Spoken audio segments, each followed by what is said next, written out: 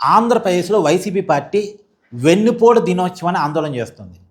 కారణం ఏంటంటే జూన్ 4 అనేది ఆంధ్రప్రదేశ్ ఎలక్షన్ రిజల్ట్ వచ్చిన డేటు. జూన్ 4, 2024 ఎలక్షన్ రిజల్ట్ వచ్చింది. 164 సీట్లతోటి కూటమి అధికారంలోకి వచ్చింది.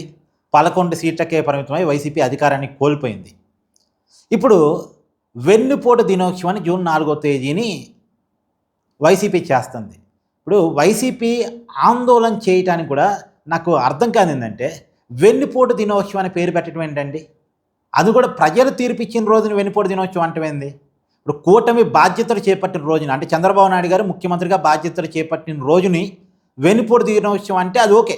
ఇప్పుడు వైసీపీ చెప్తుంది ఏంది? ఇచ్చిన హామీలు అమలు చేయలేదు, సూపర్ 6 అమల్లోకి రాలేదు, ప్రజలకు అనేక మాటలు చెప్పి గెలిచారు కానీ అమలు చేయడంలో వైఫల్యం చెందారు అని కదా వెన్నుపోటు ప్రజలకి కూటమి ప్రభుత్వం పొడిసింది అనేది వైసీపీ వాదన. దాన్ని వెన్నుపోటు దినోత్సవం ఎప్పుడు జరపాలి? కూటమి బాధ్యతలు చేపట్టిన రోజుని జరపాలి. అంటే చంద్రబాబు నాయుడు గారు ముఖ్యమంత్రిగా ప్రమాణ స్వీకారం చేసిన రోజుని వెన్నుపోటు దినోత్సవంగా జరిపితే అది రాజకీయంగా తీసుకోవచ్చు. అది తప్ప ఒప్ప టీడీపీ వర్షన్ టీడీపీకి ఉంటుంది, వైసీపీ వర్షన్ వైసీపీకి ఉంటుంది.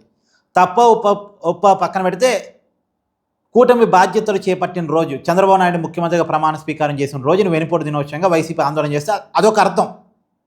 కానీ ప్రజలు తీర్పిచ్చిన రోజుని వెన్నుపోటు దినోత్సవం అంటారేంది వీళ్ళు? అంటే ఇక్కడ ప్రజల్ని తప్పుపడుతున్నారా? ప్రజలు ఇచ్చారు తీర్పు. కూటమికి 164 సీట్లతోటి, వైసీపీకి 11 సీట్లతోటి, వైసీపీకి ప్రతిపక్ష హోదా కూడా లేకుండా వన్ సైడ్గా విక్టరీని ప్రజలు అప్పచెప్పారు కూటమికి.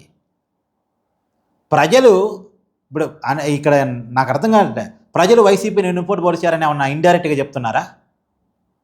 ప్రజల్ని వెన్నుపోటుదారులు చేస్తున్నారా వైసీపీ వాళ్ళు? మరి రేపొద్దు వాళ్ళు అదే ప్రజలు ఓటేయాలి, గుర్తుపెట్టుకోండి. ఇది తప్పు. అంటే ఏ రోజున ఏం చేయాలో అది చేయాలి. ఈరోజు ఏమో సమీక్ష పెట్టుకోవాలి, ఎందుకు మనకు ఇంత దారుణమైన ఓటమి వచ్చిందో సమీక్ష పెట్టుకోవాలి.